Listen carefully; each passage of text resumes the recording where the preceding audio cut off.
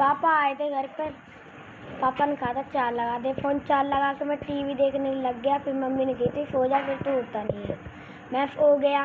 कहाँ सोए थे आप? बाहर ही सोया था। फिर मैं सो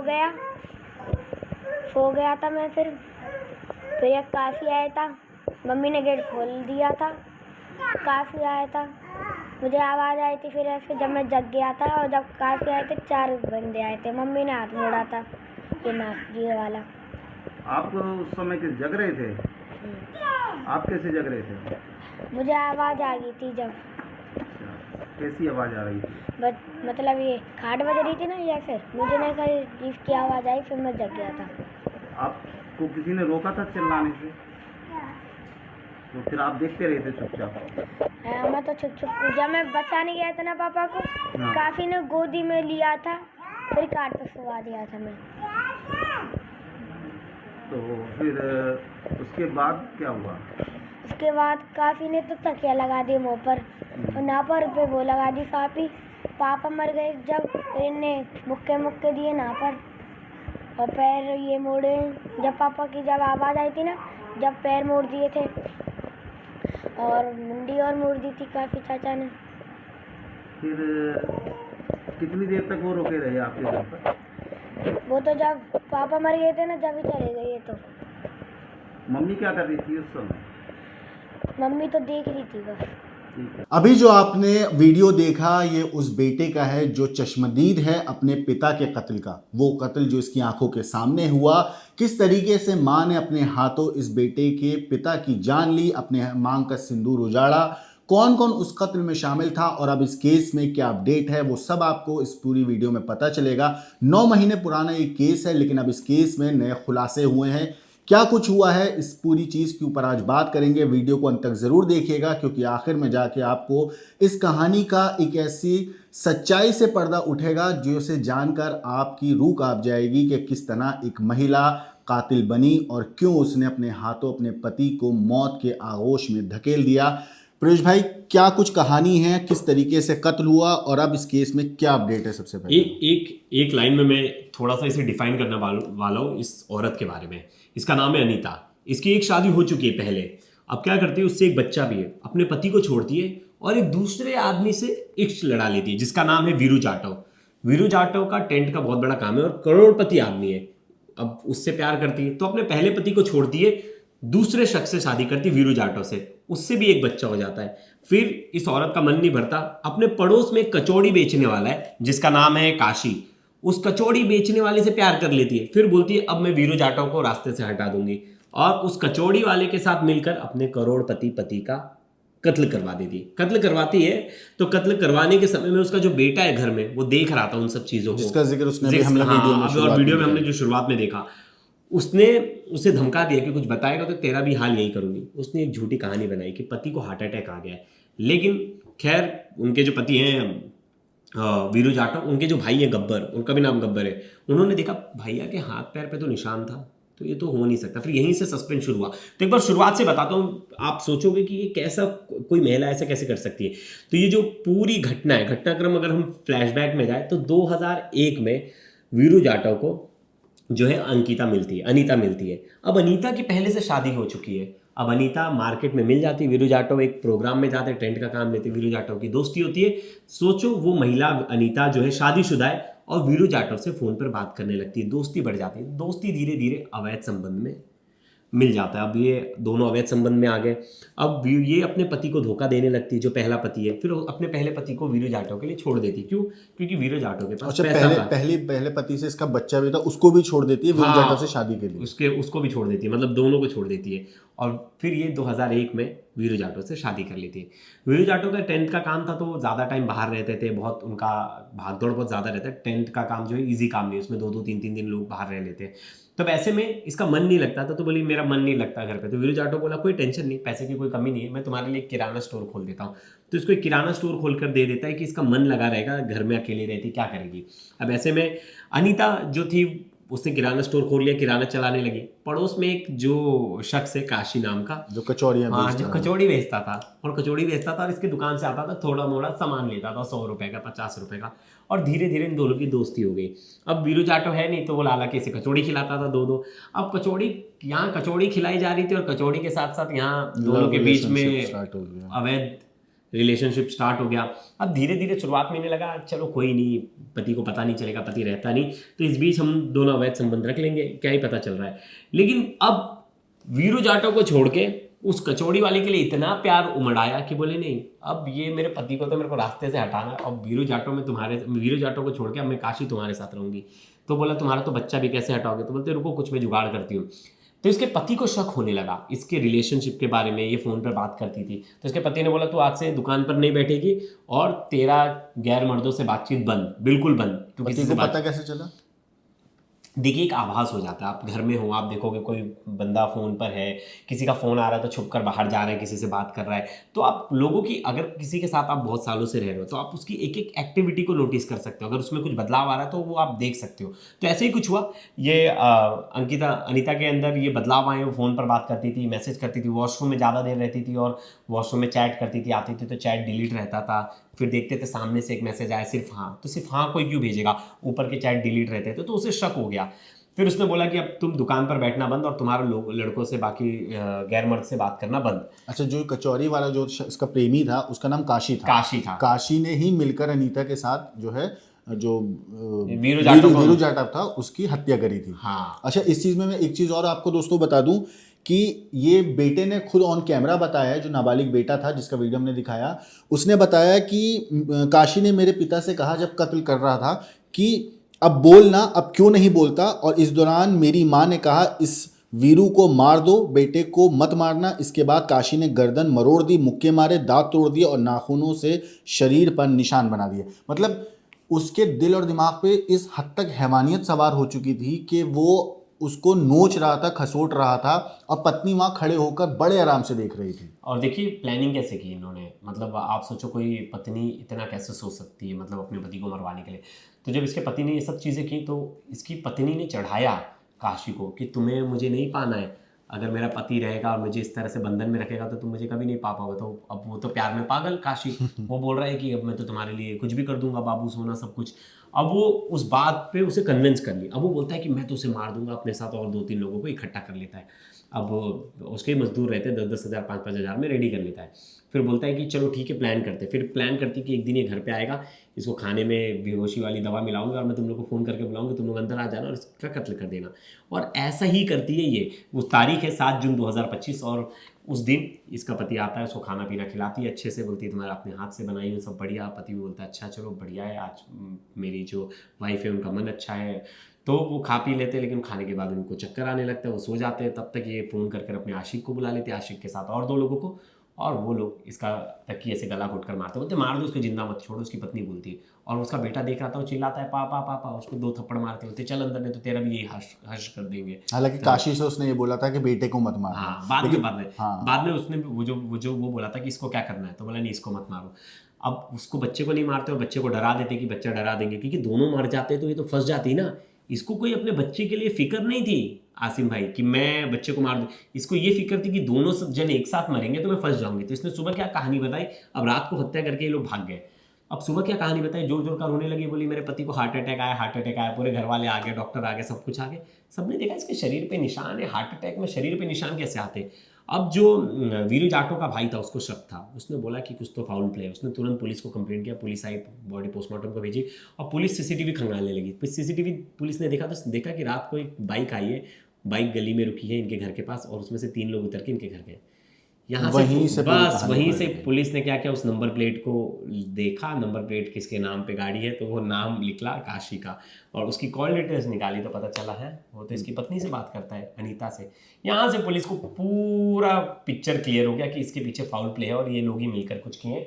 और तब तक पोस्टमार्टम रिपोर्ट भी आ गई, अगले दिन तक पता चला कि गला घोटकर हत्या की गई और शरीर पर गहरे निशान है घाव के, तो मारा गया है, मारपीट की गई है।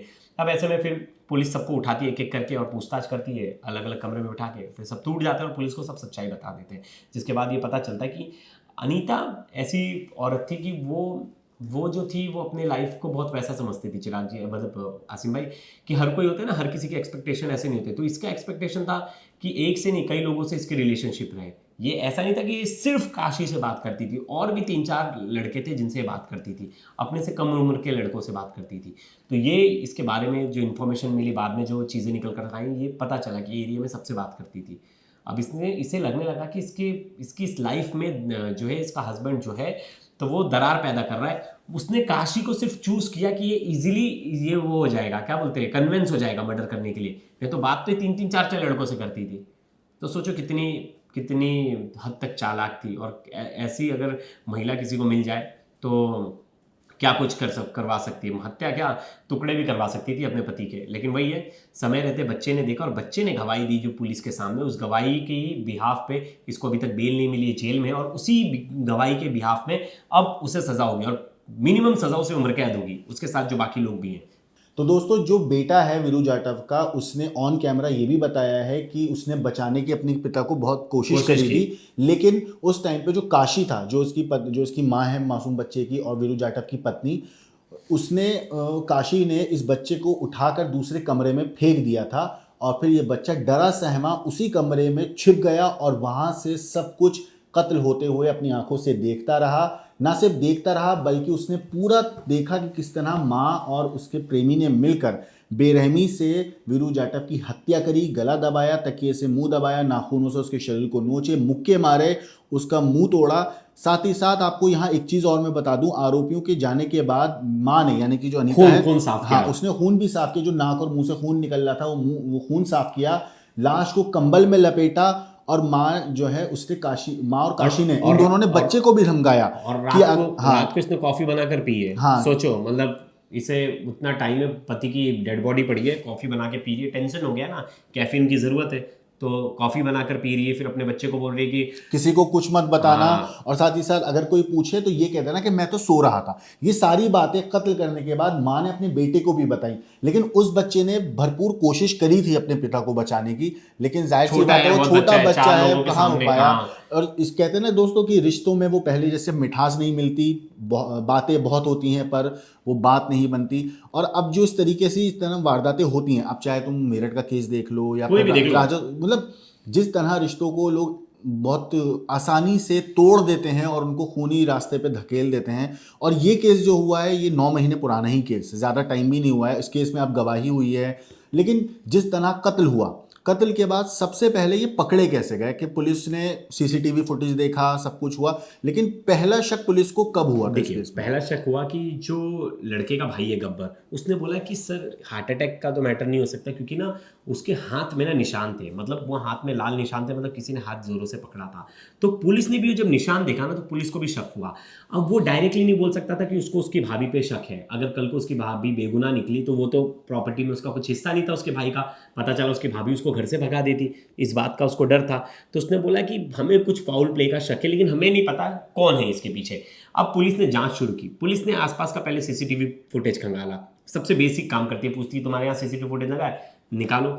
अब सीसीटीवी फुटेज में दिखा कि 3 लोग रात को आ रहे हैं। रात को 1 बजे कौन आएगा बाइक से, 1:30 बजे, और तो 100 सीसीटीवी फुटेज प्रॉपर पुलिस ने खंगाले थे, तब जाके निकल गया। 2 सीसीटीवी फुटेज में वो नंबर प्लेट अच्छे से दिखा है। फिर नंबर प्लेट खंगाला तो नंबर प्लेट से पता चला कि ये नंबर प्लेट तो कचौड़ी वाले का, जिसका नाम है काशी, उसका क्या लेना देना, उसका तो कोई बातचीत ही नहीं है, वो क्यों आया था इतनी रात को घर पे। फिर उसका जब कॉल डिटेल्स निकाले तो पता चला रात भर तो अनीता से बात कर रहा है कॉल पे, हत्या वाली रात को। तो कोई पत्नी क्यों बात करेगी अगर उसका पति मर गया? तो उससे पूछे इससे क्या कनेक्शन, तो झूठ बोल दी तुरंत कि नहीं मैं तो नहीं जानती। तब पुलिस ने फिर बोला चलो बताते, तो पुलिस स्टेशन में दोनों को उठाकर लेके गई, बोली कि सीधे तौर पर बताओ कि तुम्हें ठीक से समझाना पड़ेगा। तो उन्होंने टूट गए, पुलिस को देखते डर गए, और उन्होंने पुलिस के सामने सारा गुनाह जो है कबूल कर लिया और बता दिया कि किस वजह से क्या कुछ हुआ था। अब देखिए, एरिया के लोग भी जो है अनीता को लेकर ठीक बात नहीं कर रहे थे। जो आस पड़ोस के लोग हैं वो कहते थे कि जितने भी लड़के जो एरिया में क्रिकेट वगैरह खेलते थे वो सबसे बातचीत करना, हर किसी को अपना नंबर दे देना, हर किसी के इंस्टाग्राम में ऐड रहना। तो ये सब चीज़ें जो थी, ये सब चीज़ें वीरू जाटव को पसंद नहीं थी कि उसकी पत्नी से हर कोई हंस के बात करे। और वो बहुत बार रिस्ट्रिक्शन लगाता, लेकिन वो बोलते थे कि तुम कितनी सोच तुम्हारी कितनी छोटी है, तुम फ्रीडम के नाम पे। और बहुत बार ऐसा होता है कि कुछ एक आध केस ऐसे होते हैं अनीता जैसे, उनके वजह से बाकी लोगों के भी मन में ये हो जाता है कि भाई देखो हमने तो फ्रीडम दी थी और फ्रीडम का क्या हर्ष हो गया। लेकिन हर केस ऐसे सिमिलर नहीं होते और हर किसी को कंपेयर भी नहीं किया जा सकता। लेकिन जहाँ तक अनीता जैसी महिलाओं की बात है, अब ये तो सोसाइटी में अच्छे लोग हैं तो बुरे लोग हैं, उसमें दो राय नहीं, और हर कोई एक जैसा नहीं। लेकिन फिर भी अगर कोई आपको धोखा दे सकता है अपने पुराने, जैसे मैं हर किसी को कहता हूँ जहाँ भी अफेयर की बात आती है, तो कोई अगर अपनी पत्नी को धोखा दे रहा है आपके लिए, तो मतलब वो कल को आपको भी धोखा दे सकता है। और कोई लड़की अगर अपने बॉयफ्रेंड को रहते हुए धोखा दे रही है किसी और को, या अपने पति को रहते हुए किसी और धोखा दे रही है अपने पति को किसी और बॉयफ्रेंड के लिए, तो वो आपको भी धोखा दे सकती है। यहाँ भी यही हुआ। वीरू जाटव को तो शुरुआत में अच्छा लगा कि अपने पति को छोड़ के आ रही है मेरे पास, मेरे से शादी कर ली, लेकिन उसे सोचना चाहिए था जो अपने पति को छोड़ सकती है तुम्हें भी तो अपने बच्चे को छोड़ सकती है, अपने बच्चे को छोड़ सकती, तुम्हें भी छोड़ सकती है, क्या पता। लेकिन ऐसा भी होगा, आप बोलोगे, बहुत लोग होंगे हमारे कमेंट सेक्शन में बोलेंगे कि क्या पता उसका पास्ट एक्सपीरियंस अच्छा ना हो, जो भी हो, लेकिन फिर भी देखो कोई भी अगर रिलेशन में रहते हुए आप अपने पति को धोखा दे रहे हो, या तो डिवोर्स ले लो, डिवोर्स लेकर आप किसी के साथ रिलेशनशिप में जाओ, वो समझ में आता है। लेकिन आप रिलेशनशिप में रहते हुए किसी और को भी डेट कर रहे हो और अपने पति को भी झूठ बोल रहे हो, तो ये तो कहीं से भी जायज नहीं। और ये तो आज के टाइम पे हार्श रियलिटी हो गई है। मर्डर तो किसी भी तरह और किसी भी एंगल में जायज ही नहीं है। मर्डर भी नहीं, उसके साथ ये जो एडल्ट्री हो रही है, देखिए एडल्ट्री को लेकर भारत में कानून बन गया है कि अब कोई भी पति अगर अवैध संबंध रख रहा है किसी महिला के साथ शादीशुदा होने के बाद, तो कोई क्राइम नहीं है। कोई महिला भी रख रही तो कोई क्राइम नहीं। लेकिन एक तरह से सोसाइटी की जो नींव है ना, इसकी वजह से खराब हो चुकी है। आसिम भाई, किसी को डर नहीं है, ज़्यादा से ज़्यादा पकड़ लोगे तो क्या करोगे? बहुत सारे फुटेज आते हैं कि पति चल गया होटल में रेड किया, पत्नी है किसी और के साथ, पत्नी चली गई होटल में रेड की, पति किसी और के साथ है। ऐसे में करेंगे क्या? बस ऐसे में एक ही चीज़ कर सकते हैं, कोर्ट से थोड़ी जो है डिवोर्स का केस है वो थोड़ा जल्दी हो सकता है और वो एज एन एविडेंस काम आ जाए, बस। और बाकी कुछ नहीं। एडल्ट्री तो क्राइम मान ही नहीं रही ना सरकार, और ना हमारी गवर्नमेंट लॉ है ही नहीं एडल्ट्री को लेकर। तो ऐसे में तो ये सब चीज़ें चलती रहेंगी और दिन पर दिन बढ़ते जाएंगे। मैंने अभी तक जितने भी केसेस किए सब मर्डर वाले और जितने भी कवर किया, उसमें दो चीज़ सबसे मेन है। अब तो पहले नंबर पे समझो आ गया होगा प्यार, अवैध रिश्ते, और दूसरे पे आ गएगा दुश्मनी। दुश्मनी में इतने बेरहमी से किसी को नहीं मारा जाता, या तो कोई सिंपल एक गोली मार दे, किसी को चाकू मार दे, इस तरह की क्राइम होते हैं, या लाठी डंडों से मार दे। लेकिन ये जो टुकड़े करने का प्रचलन है, ये कभी दुश्मनी में नहीं होता। ये हमेशा प्यार मोहब्बत वाले केस में होता है। टुकड़े से मार दिया, जहर खिला के मार दिया, रात को वो कर दिया, बोरे में भर दिया। हमेशा प्यार, अवैध संबंध, इन सब केसेस में ही इस तरह की मौतें होती है। और जो दुश्मनी वाली मौतें होती है, वो गुस्से में किसी ने गोली मार दिया, लड़ाई हो रही है, लाठी डंडों से पीट दिया, इस तरह से प्लान करके कोई नहीं मारता। अभी आज ही क्राइम तक की एक और स्टोरी हम लोगों ने करी है ना, जिसमें हरिद्वार में पूजा नाम की 35 साल की महिला है, वो अपने पति बबलू को अपनी नाबालिग बेटी के साथ मिलकर मारती है। और पता है वो भी क्या करती है, पति को शराब में नशीला पदार्थ मिलाती है। जब वो बेहोश हो जाता है, हाथ और पैर दुपट्टे से बेटी के साथ मिलकर बांधती है और फिर उसमें उसका तकिए से मुंह दबाती है। और कत्ल करने के बाद लाश को नाबालिग माँ बेटियां उठाती हैं, दूसरे कमरे में चारपाई पर रखती हैं और उसके बाद उसके मुंह में सल्फास का घोल डाल देती हैं ताकि सुसाइड है। और फिर उसके बाद रोती हैं, पीटती हैं, रिश्तेदारों को बुलाती हैं कि इन्होंने जान दे दी, इन्होंने ये कर दिया, इन्होंने वो कर दिया। लेकिन पुलिस को पता है कब किस तरह पकड़ी गई? वो भी इसी केस से थोड़ा मिलता जुलता केस है। उसमें उस महिला के, पूजा के यानी कि जो बेटा है, वो पुलिस को बताता है। जब पुलिस, असल में उससे पहले राजू नाम का उसका देवर था, वो पुलिस में एक शिकायत करता है कि मुझे शक है कि भैया ने अपनी जान खुद नहीं ली, उनका कहीं ना कहीं कत्ल हुआ है, बिल्कुल इसी केस की तरह। और उसमें जब पुलिस को ये एक पत्र मिलता है तो पुलिस अपनी तफ्तीश फिर उस एंगल से शुरू करती है। तो बेटे से भी पूछताछ होती है। अब जब बेटे से पूछताछ होती है तो बच्चा बताता है कि मम्मी और दीदी ने मिलकर पापा का मर्डर किया है, तकिए से मुंह दबाया। अब जैसे पुलिस को ये बात पता चलती है, मर्डर क्यों किया इन्होंने? वो इसलिए किया है कि नाजायज रिश्ता चल रहा था उसका, पूजा का किसी और से अवैध संबंध था, और उसी अवैध संबंध के चलते उसने मर्डर किया। ना सिर्फ मर्डर किया बल्कि एक पूरी प्लान कहानी बनाई बेटी के साथ मिलके। अब बेटी तो नाबालिग है, उसे तो जेल नहीं भेज सकते, तो वो जुवेनाइल सेंटर में है। माँ जो है वो पुलिस की गिरफ्त में और अब जेल के अंदर है। और इस केस में भी फिलहाल जो है अभी कोर्ट में केस चल रहा है और इसमें भी गवाहियों की सुनवाई हो रही है। अब अगली तारीख जो आएगी उसमें नाबालिग लड़का जो है, नाबालिग बेटा, उसकी गवाही होगी और फिर उसके बाद मुमकिन है जल्दी सजा भी सुनाई जाए। आसिम भाई, बहुत लोग कमेंट सेक्शन में पूछते हैं कि अब अवैध संबंध है तो ऐसे में क्या करें? जब पता चल जाए कि मेरे पार्टनर का किसी के साथ अवैध संबंध है तो ऐसे में क्या करें? देखो, मेरे हिसाब से आप अपराध का रास्ता तो नहीं अपना सकते, चाहे वो कोई भी सिचुएशन क्यों ना हो। चाहे वो आपकी वाइफ आपको चीट कर रही हो, या हस्बैंड चीट कर रहा हो, गर्लफ्रेंड चीट कर रही हो, बॉयफ्रेंड चीट कर रहा हो, ऐसे केस में सबसे चीज सही जो मुझे लगती है वो है आप अलग हो जाओ। लेकिन चिराग आसिम भाई, अगर अलग हो रहे डिवोर्स भी ले रहे हैं, तो उसमें तो हमेशा वो जो लड़का पक्ष है वो गिल्ट में रहता है, फिर वो नहीं वहाँ नहीं नहीं, अगर देखो वाइफ आपकी चीट कर रही है और आपको पता है कि मेरी वाइफ चीट कर रही है, या आपको वाइफ को पता है मेरा हस्बैंड चीट कर रहा है, आपके पास जाहिर सी बात है अगर आपको पता चला है तो कुछ तो सबूत आपके पास होगा, आप वो कोर्ट में पेश करो। हाँ मानता हूं कि कोर्ट में फिर ये होता है कि आप मेंटेनेंस दो, ये पैसा दो, ये दो, वो तो दो, वो तो आदमी उस तो टाइम ठगा महसूस करता है ना खुद को नहीं, दोनों तरफ से। उस टाइम पे अगर आपकी वाइफ, मुझे ऐसा लगता है, देखो ये चीज़ तो लीगैलिटी वाली चीज़ें तो लॉयर अच्छे से बताएंगे, लेकिन अगर वाइफ आपकी चीट कर रही है, आपको धोखा दे रही है, ऐसी सिचुएशन में वाइफ को मुझे नहीं लगता कि कुछ भी पैसा हस्बैंड को देना चाहिए। हस्बैंड कोई भी कंपनसेशन ऐसे केस प्रूफ में नहीं हो पति- पाता हाँ, आसिम भाई, प्रूफ नहीं हो पाता। देखो 10 तरीके हो सकता है, कोई चैट्स हो उसके पास, टेक्निकल सर्विलांस हो, फिर तो पुलिस की जांच का एक बात आ जाती है, पुलिस उसमें जांच करेगी तो जाहिर सी बात है सबूत मिल जाएंगे। लेकिन जो केस अभी मैंने हरिद्वार का आपको बताया, सेम वही केस जो है ये अंकिता और वीरू जाट वाला केस है। इन्हीं दोनों केसेस में मेन जो रीजन बना इस पूरे क्राइम का वो था अवैध रिश्ता।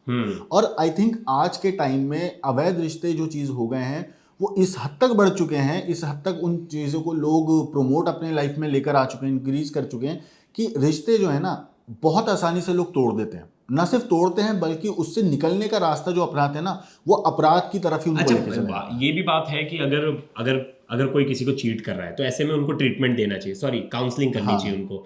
अगर उनकी उनकी काउंसलिंग की जा रही है तो शायद वो चीज़ें समझ पाए कि ये चीज़ें गलत है शुरुआती तौर पे, क्योंकि किसी के 2 बच्चे हैं और उस एज में, क्योंकि बच्चे भी फिर वो सब मेंटल ट्रॉमा झेलेंगे अब और जाहिर सब सी चीज़ बात होगा। है, पुराने जमाने में तो अलग तरह के ट्रीटमेंट होते थे, अलग लोग आप बात वीरू कर जाट लेते, की मतलब बेटी- सोसाइटी का प्रेशर होता था, लोग जो है घर वाले जो है प्रेशर बिल्ड करते थे। अब लोग जॉइंट फैमिली में नहीं रह रहे, अलग रह रहे, ऐसे में फ्रीडम ज़्यादा है, ऐसे में लगता है आपको काउंसलिंग करने से बातें बन सकती है, या उसको थोड़ा कोई समझाए। नहीं देखो, काउंसलिंग करने से बातें बनेंगी या नहीं बनेंगी ये डिपेंड करता है सामने वाला इंसान रिश्ता एक्चुअल में निभाना चाहता है या नहीं चाहता है। और अगर कोई इंसान रिश्ता नहीं निभाना चाहता है तो भाई वो पहले फर्स्ट स्टेप में तो चीटिंग ही नहीं करता। अगर उसने चीटिंग करने के लिए एक खुद को उस पोजीशन में लेकर आया है, एक कदम आगे बढ़ाया है धोखा देने की तरफ, अवैध रिश्ता बनाने की तरफ, तो मुझे नहीं लगता कि वो इंसान उस रिश्ते को लेकर 1% भी वफादार होगा। तो जहां पे वफादारी ही नहीं है रिश्ते के अंदर तो उस रिश्ते में रहने का फायदा ही बिल्कुल क्या है? बिल्कुल बिल्कुल। आप अपने रास्ते हो जाओ, दूसरे इंसान अपने रास्ते हो जाएगा, दोनों अलग हो जाओ ना। बल्कि जो लोग करते हैं कि अलग होने के बजाय अपराध का रास्ता अपना लेते हैं वो सबसे ज्यादा खतरनाक हो जाता है। और अपराध के रास्ते पे चलने के बाद ना, चाहे वो आप उम्र कैद, अब सजा होगी ना इनको, अब जिंदगी भर जेल में रहना Obviously पड़ेगा। बात है, अब अब कर ये लो लोग प्यार, अब कितना प्यार करोगे? अब अब वही जिंदगी तो, भर जेल अब में जेल रहेंगे, में कभी रहोगे। मिल तो पाएंगे नहीं कभी, और क्या? अलग अलग बैरक में रहेंगे। और शायद- अब जो है ना, अब जब ये जेल की सलाखों के पीछे होंगे ना, मैं यकीनी तौर पे कह सकता हूँ इस बात को 100% मैं इस बात को श्योरिटी से कह सकता हूँ कि अब जेल की सलाखों के पीछे बैठने के बाद ना इन लोगों को पछतावा हो रहा होगा। बहुत ज्यादा अफसोस। मैं कि हमने कर क्या दिया है। बहुत सारे लोगों से मिल चुका हूँ जो जेल में जाते हैं, जो इस तरह का और- माइंडसेट के साथ हाँ। किसी का मर्डर कर देते हैं, बाद में उन्हें बहुत पछतावा होता है, शिट यार शायद मैं वो उस टाइम पे डिवोर्स ले लेता, अलग हो जाता और फिर मैं अपनी जिंदगी वापस से शुरू करता, वो ज्यादा अच्छा होता, ना कि मैं इस तरह की कोई वही मैं कह घटना रहा को हूं, अब अंजाम अंदर ना उनके वो गिल्ट आ गया होगा कि हमने क्यों किया ऐसा, कदम क्यों उठाया। और आपको व्यूअर्स एक चीज बताता हूँ कि ये कदम उठाते कैसे। ये कदम का 2 ही रीजन होता है। एक होता है कि समाज में अपनी छवि अच्छी बनानी है। अगर समझो हमने समाज में ये बात कह दी कि मेरा किसी और से मैं प्यार करने लगी, तुम्हें छोड़ना हो, तो ये प्रेशर हो जाएगा कि मेरी बदनामी होगी। लेकिन लोग इसे एक्सेप्ट नहीं करते। अगर आप किसी से प्यार कर रहे हो, आपको कोई पसंद नहीं है, जिस तरह आप चोरी छुपे प्यार कर रहे हो तो खुलकर आप बोलो नहीं रहना है इसमें, तब आप सोचोगे बदनामी होगी, इससे अच्छा इसे रास्ते से हटा देती हूँ, जब ये मर जाएगा तो मैं इसके साथ रहूंगी, बाद में तो कोई बदनामी नहीं होगी, मामला ऐसे सेटल हो जाएगा। लेकिन यही तरीका गलत है। लोगों को अच्छा भी बनना है, समाज में बुरा भी नहीं बनना है। और समाज क्या करेगा अगर आपको किसी की कंपनी पसंद नहीं आ रही, तो इसमें कोई कुछ नहीं कर सकता। आप सबसे प्रैक्टिकल चीज़ आसिम भाई ने बताई कि आप अलग हो जाइए। और इन दोनों कहानियों में एक चीज़ साफ था कि यहाँ जो दोनों हैं वो खुद को अच्छा बनाना चाहते थे, उसके प्रॉपर्टी पर उनकी नज़र भी थी कि अगर नहीं छोड़ देखो, दोगे। अंकिता वाले केस में मुझे नहीं लगता वो अच्छा बनाना चाहती थी। उसका सीधा मेन मोटिव था पैसा, सिर्फ और सिर्फ उसका main करोड़पति motive आदमी पैसा और था। कचौड़ी बेचने हाँ। वाला।